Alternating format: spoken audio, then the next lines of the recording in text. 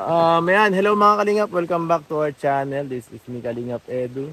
And ayan, ngayong ano po, ngayong araw ay andito tayo sa lugar nila Hana po. Andito tayo ngayon sa ano nila, sa jungle. Sa paborito nilang playground. Dito sa ano dito, sa kabukiran na to. At ayan po, nandun sila oh. Di ko alam kung anong pinagagawa nila dito. At sabi ni tatay, nandito daw sila sa ano eh. Naghahanap ng ano, ng ransas. Dito po may mga ano doon, may mga bunga. Wala, medyo may ka ano pa, medyo may ka lakasan ng ulan. Matitibay talaga 'tong mga batang 'to kahit ganito ka ano. Masyadong mataas ang resistensya. Hindi basta-basta nagkakasakit oh. Sobrang lakas ng ulan, naglalaro pa dito. At ito may ginawa silang bahay-bahay oh. May ginawa bahay. Ayun para saan yan. Ang ginagawa niyo dyan mga bata kayo.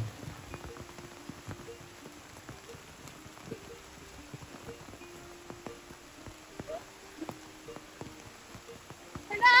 Hello! Bahay namin, guys! Bahay po! Napakaulan!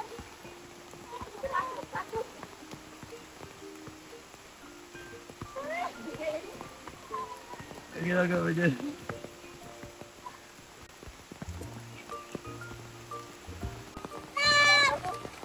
Eh.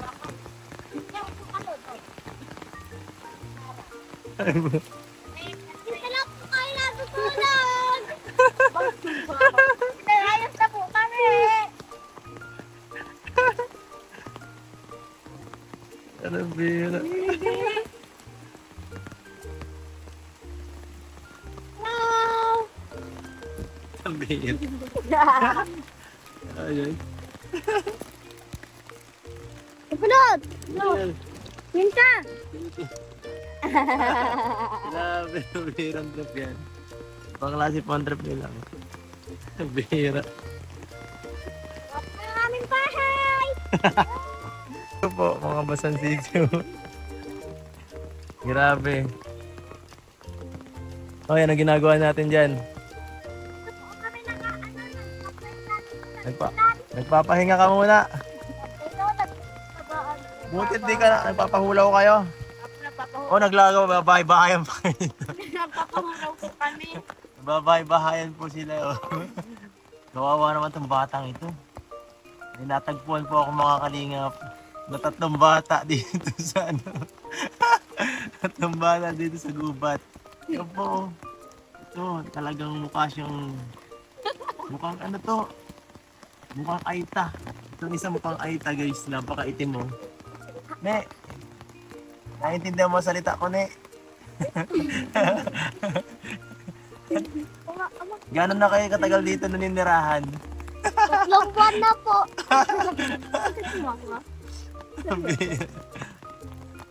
Sabi, ano? Mukhang hindi tayo guys naiintindihan. At anong ginagawa nyo dito? Anong kinakain nyo dito pang araw-araw guys?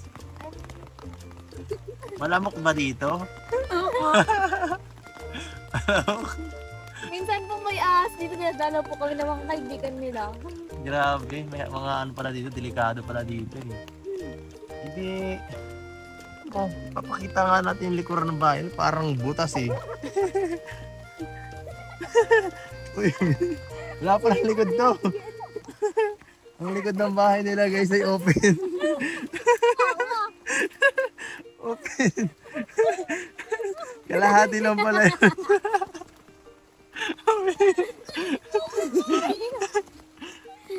Dito po kami ng banyo. Dito kayo ba banyo? Opo, sa katabi lang po. Kalahati ano lang pala ito eh. Yung harap ng bahay nila, yun ang mismong bahay nila. Wala nang iba. Ito po yung likod nila, under construction pa. Sino po ang gusto mag-sponsor para mapaayos to? Bigyan nyo na po yung mga sako-sako nyo dyan, guys. Grabe po kayo. Grabe si ate, ano ba't tigil ka na? Hindi, ako siya. Hey guys. Tapos na tayo dito. Basta tayo dito. Nako, masyadong maulan. Dito po wala kayo eh. Kaya ano po namin kayo eh. Tutur po namin kayo sa amin. Aming bakura. Aming bakura. Sabi, nagkukuha daw kayo dito ng ano? Ng Renaissance. Hindi po ayan. Nasaan? Ito? Asan ba Renaissance? Wala akong makita ayun. Ayun o, fresh. Fresh Renaissance guys. Kaso di ko maabot eh. Kuha mo nga ako Renaissance isa. Isa lang po. Marami na pala eh. Marami na nakuha. Gusto ko yung nasa puno pa eh. Ayun. Kagat na lang po. Ayun o. Ang daming bunga guys. Ha? Dati baga, ito libre, ito maliit. Ito. Hilaw pa to. Ay, hilaw, matigas. Ayan o, may isa. Abot. Kaso hilaw. Mo yan o. Try mo, try mo. Sige, try mo.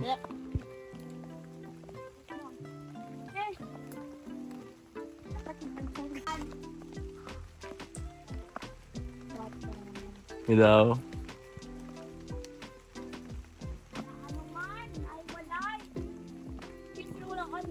Yung paghiwalayin. Nabuta dyan sa nga. Alala. Ayaw mo po doon. Sige, hilahin mo. Ano, dami na ko naman naman eh. Ay! Oo, kawakan mo yun eh. Ay, na ito. Ay! Nalaklan! Kawakan ako. Pinaliguan mo lang ako dito. Tapasin ko na lang Sige, ha. rapasin mo. Ay, isa! Bago lang tatamaan. Ay, lang. Ano ba yan? Duling. Ngayon. Ayun, isa! Pinaulan na kuya. Bihira, mahina yung kumain na. Bihira. Nahulog na. Mas mahina kaysa doon sa dahon. Ang lambot naman ito. Wala naman. Oo, nahulog. Paano Sebo? Magpa-practice ako para sa birthday niya na Marie. Nakaisa ako. Sige, nakaisa din ako. Ayos. At least ito. Ito, pwede na to. Makakasurvive na tayo, guys. Ibibigay ko to sa natagpo kong mga bata kanina. Sponsor ko yun eh. De, joke lang po ito. Sariwang prutas. Oh. Nung nakaraan, di tayo napagbigyan eh. Nung nakaraan, di tayo napagbigyan nung nagkuha kami dito ni Hanilin. Natanda mo yun, nagkuha tayo isa, sobrang hirap. Ito po, totoo na may bunga na oh. May bunga na.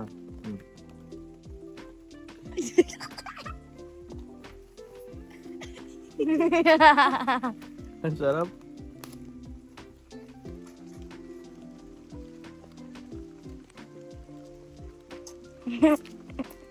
Sarap po. Yung vitamin C guys. Tara, tara sa bahay niyo. Kunin ko na yung mga Ayun pa yung ate kulot. Uy, dyan ang bahay niyo. Kala ko ba dito sa kabila? Ay, Tara, ilipat bahay na tayo. Kaya ano natin yan? hindi po namin piniiwan ang bahay namin. Pamana na po yan sa amin. Tama. Ay, napamana. Ninunok namin. Inuran ka mo. Nahulog bigla. Pagpunta namin. Inuran ka mo, Kuya Ed. Nulad nga. Magandang hapon po. Ay, gandang hapon din po. So, ayan tayo. Kumusta kayo dito tayo sa ano? Sa lugar Madumi. Ay, diba?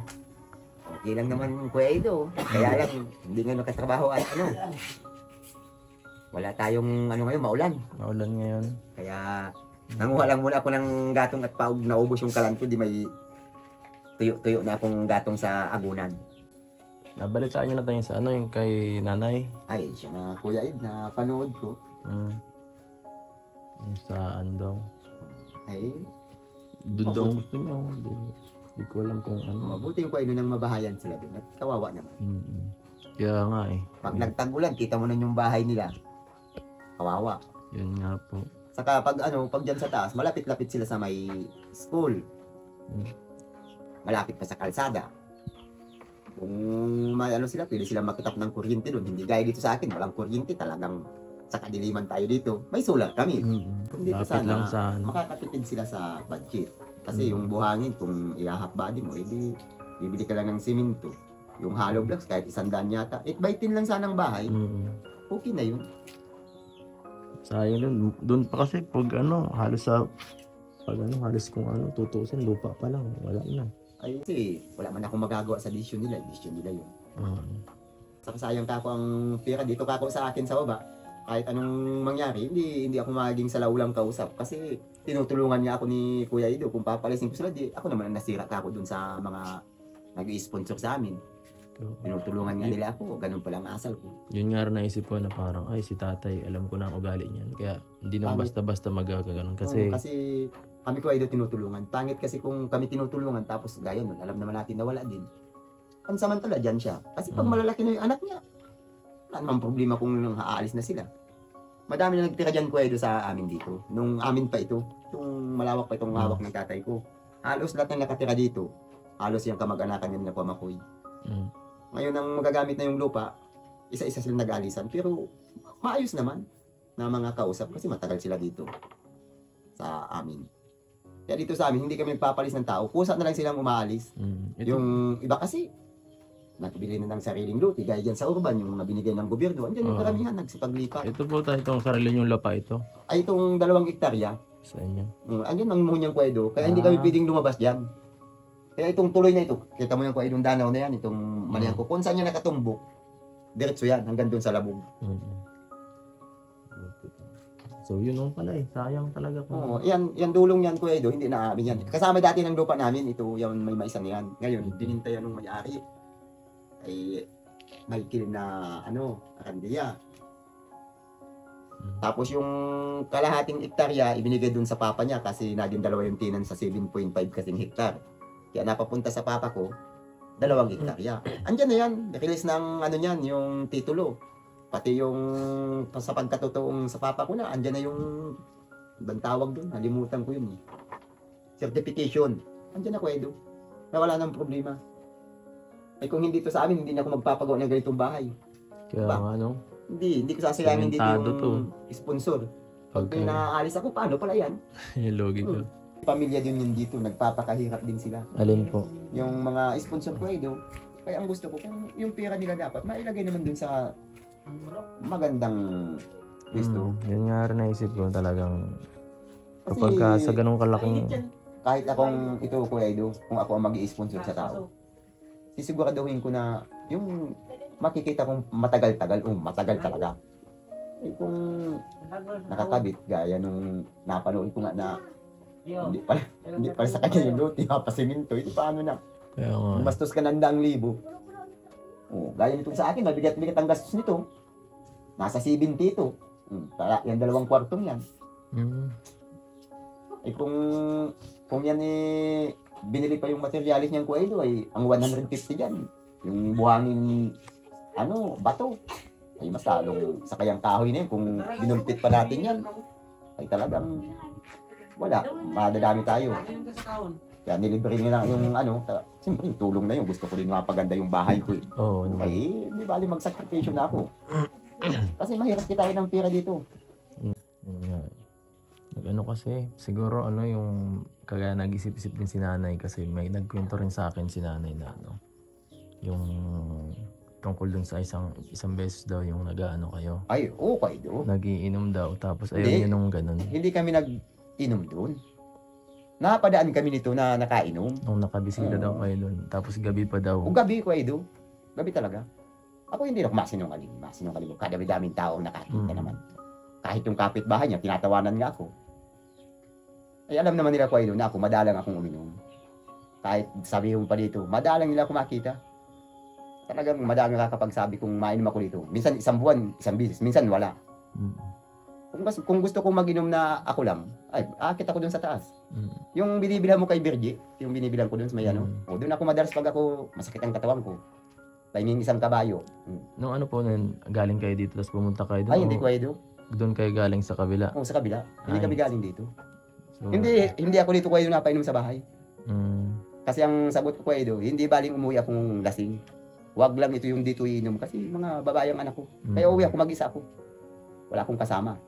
So yun naman pala, parang napadaan lang ikaw Wala dun. pa daan Kuya Edo. Kasi Mm. kita mo nung dadayuhin ko siyang hating gabi doon. Ano? Yun nga rin naisip ko na parang baka may misinterpretation lang. Kaya siguro, kaya hindi niya alam. Saan ka ba nakakita na ganun? Napadaan ako. Sinabi na ko noon, nung sa akin. Mabahayan niyo ako dyan, pero wag kang pupunta sa akin na. Ay, sabi ko, mas lalo maganda, hindi ako pupunta sa iyo. Tinandaan ko yung Kuya Edo, kaya tinatawanan ko nga, mabahay ka dyan. Hindi talaga ako dadaan sa bahay mo, bahala ka sa buhay mo. Kahit patawag mo ko, hindi. At least ito mas mas nalinaw na kapag kasusunod, masasabihan ko na si nanay. Kasi ako, nag-ano rin ako matagal na kitang kilala tay. At Ay. least alam ko na yung ugali mo na parang imposibleng gawin yun ni tatay na mag-ano na Ang sa akin alangan kasi, may Kuya Edo, ang gusto ko sa kanya, matulungan siya, mabigyan siyang maayos na titiran. Saka wag muna siyang mag-isip na kung ganito kay ganyan. Dapat, itanong niya kay Kapitan, hanggang si Kapitan, no? Saka Malalaman niya kung anong kapitbahay. Ay, kung mga pamangkin ni Kapitan, ay, saka sariling, sabihan sa amin. saka kilala naman, magkakilala naman na halos dito ang tayong Siya lang ang posibleng baguhan dito ko eh. Kaya yun siguro nangyari baguhan siya kaya di pa niya alam Yung yung mga kapitbahay tao. niya, si Arnel, kilala ko niya. Halos buong ano nga dito, kilala natin din naman, di ba? Kilala tayo ko eh. Yung sa amin, right namin yan. Pero ito, sa inyo po itong Ito, tinong. pwede. Basta yan ko eh, may muhon yan dyan. Sa may Isa pa yun kalamansi yan. isa pa yun sa sinasabi niya, wala rin naman daw titulo, kaya hindi, Ay. baka palayasin lang din. So, mas gina kung doon Ito sa pwede, may titulo. Kasi kluwa ito, lahat kami ditong binigyan ng agrarya ng lupa. Titulado yan. Kasi yan, dapat babayaran namin yan ko. Ito, di ba naikwento ko sa'yo noong unang gabi. Yun. Ito ay bigay ng agraryan ng gobyerno. Kaya lang, huhulugan namin taon-taon. Nanalo ang presidente ngayon na si Bongbong Marcos. Ibinigay na yung certification na pagkatotong wala kang babayaran. Kaya wala kang binayaran ko kahit piso dito ngayon.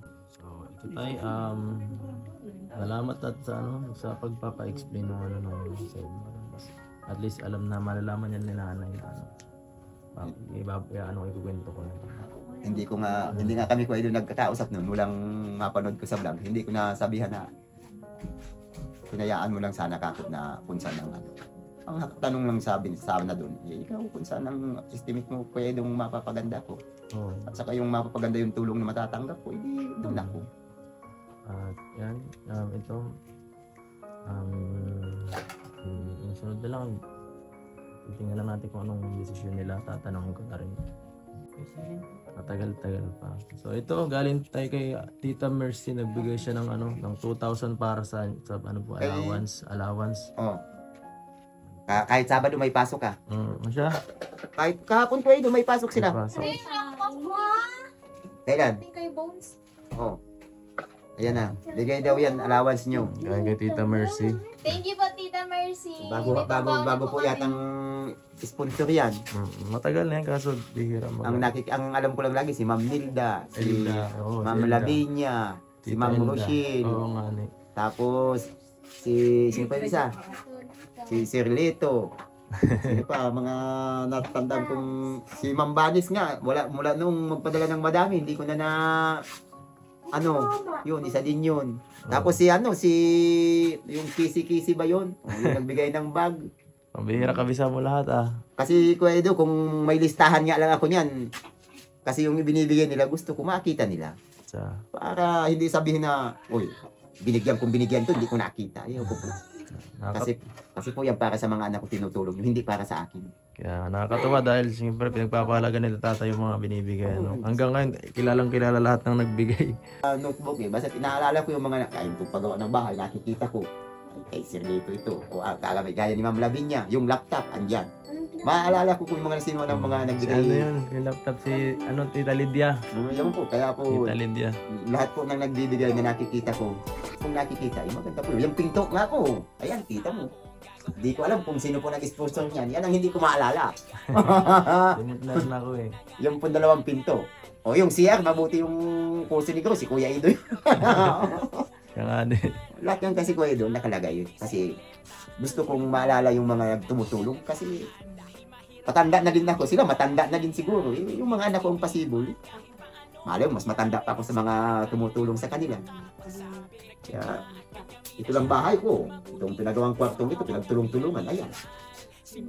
So, ayan, salamat po sa lahat ng sumusuporta sa channel natin at siyempre kalahana po. Ayan. Pasalamat kayo. Salamat kayo sa allowance nyo. Thank you po kay Tita Marcy. Mercy. Ano? Salamat po. Tama po yung Thank you allowance nila. po. May allowance na kayong tatlo. At yung pang-allowance nila, andyan na po sa ilalim. Binili ko na ng todo. Ah. At wala, mga tanim nga po ng gani. Ayan mga kalingap, salamat sa panonood. Please like, share, and subscribe kung nag-enjoy kayo sa video na to. Maraming pong Please salamat. watch po. Manood po kayo. Salamat. Bye-bye. Dito po.